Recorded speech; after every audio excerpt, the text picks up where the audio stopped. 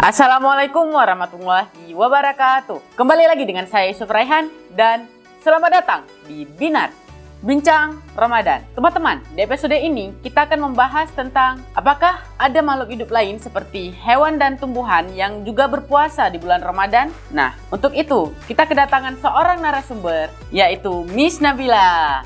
Apa kabarnya, Miss? Alhamdulillah sehat Yusuf. Nah, jadi Yusuf ini ingin menanyakan beberapa pertanyaan, Miss.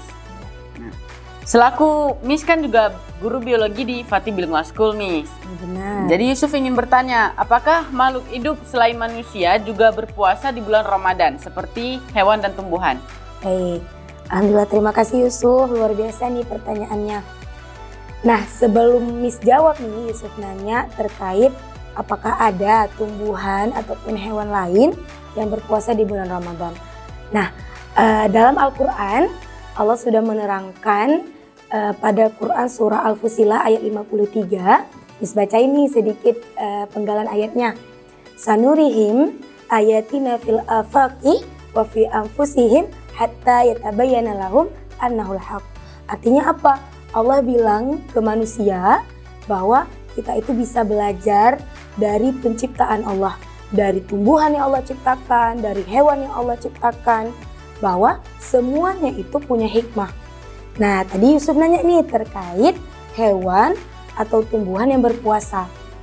Nah, Miss mau memberikan satu bukti nih, satu contoh.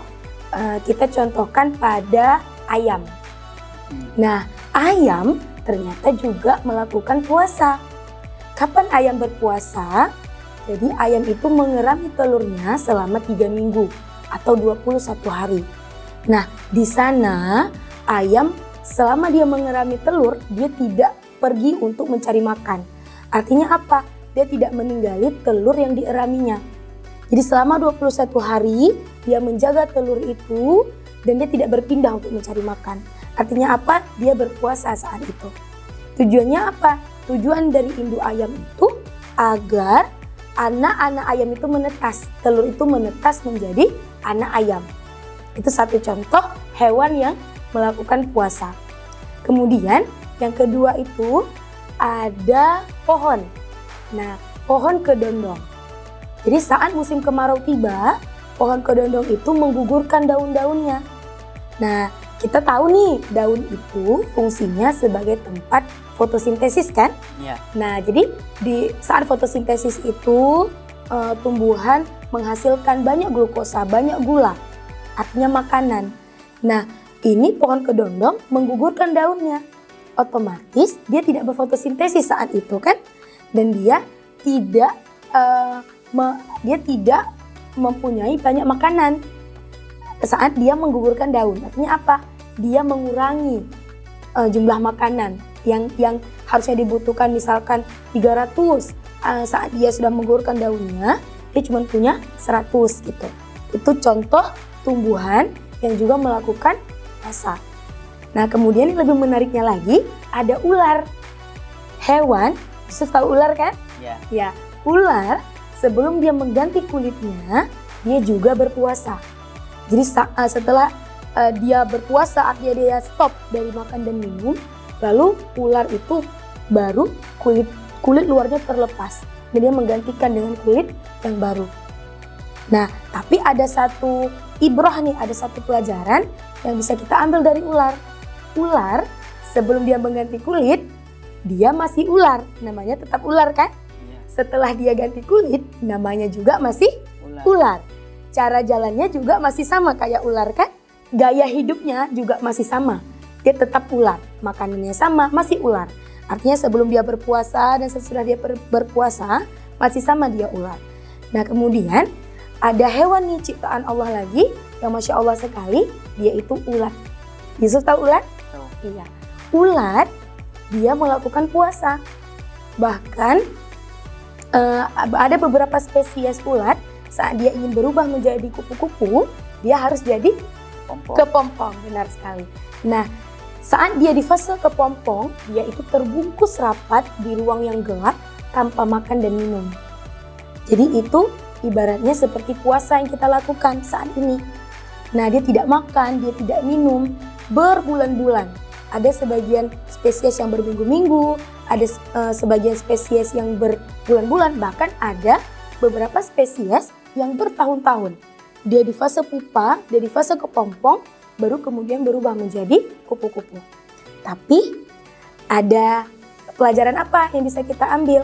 Sebelum dia berpuasa, sebelum dia merelakan dirinya berpuasa, dia jadi kepompong, dia masih ulat, dia masih makan daun, dia belum banyak manfaatnya untuk manusia. Bahkan banyak dari ulat itu yang merugikan manusia kan? Dia makan pucuk tanaman, dia jadi hama. Tetapi saat dia sudah berubah menjadi kupu-kupu, dia melewati perjalanan puasa tadi, selama dia dalam kepompong, dia berubah menjadi sesuatu yang Masya Allah, banyak sekali manfaatnya. Dia sudah jadi kupu-kupu, makanannya pun sudah berubah. Dari yang dulunya ulat, dia makan daun, saat dia sudah jadi kupu-kupu, dia menghisap nektar, dia menghisap madu. Kemudian yang dulunya dia merugikan manusia, dia jadi hama untuk manusia. Saat dia jadi kupu-kupu, dia membantu manusia. Iya, dia membantu penyerbukan kan. Iya. Banyak sekali spora dari tanaman yang dia sebarkan hingga tumbuh menjadi biji-bijian.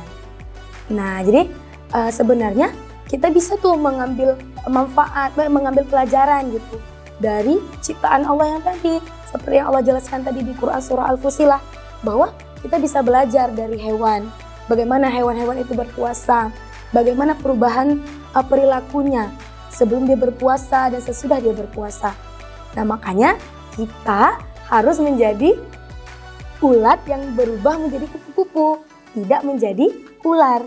Artinya apa? Setelah puasa ini selesai, setelah bulan Ramadan ini selesai, kita tuh menjadi manusia yang punya banyak manfaat untuk manusia yang lain gitu. Nah, Miss, saya tadi penasaran. Salah satu contohnya yang Miss bilang kan ada ayam yang berpuasa pada saat mengerami telurnya selama 29 hari, Miss ya. Nah, selama 29 hari itu dia betulan tidak makan, berarti nggak ada bukanya gitu? Iya, 21 hari. Nah, 21 hari ayam itu mengerami telurnya hingga telur itu menetas jadi anak ayam, dia tidak pindah untuk mencari makan. Sama sekali tidak makan dan minum? Karena jika dia tidak berkorban seperti itu, maka telur itu akan busuk gitu. Akan busuk dan tidak akan menetas menjadi anak ayam. Luar biasa sekali, Miss ya. Itu sangat mencontohkan seperti kasih sayang seorang ibu kepada anaknya. Nah, teman-teman, seperti yang kita sudah tahu bahwa tanaman dan hewan saja berpuasa. Masa kalian ada yang nggak puasa? Jadi mungkin itu saja, teman-teman. Saya Yusuf Rayhan pamit undur diri. Wassalamualaikum warahmatullahi wabarakatuh.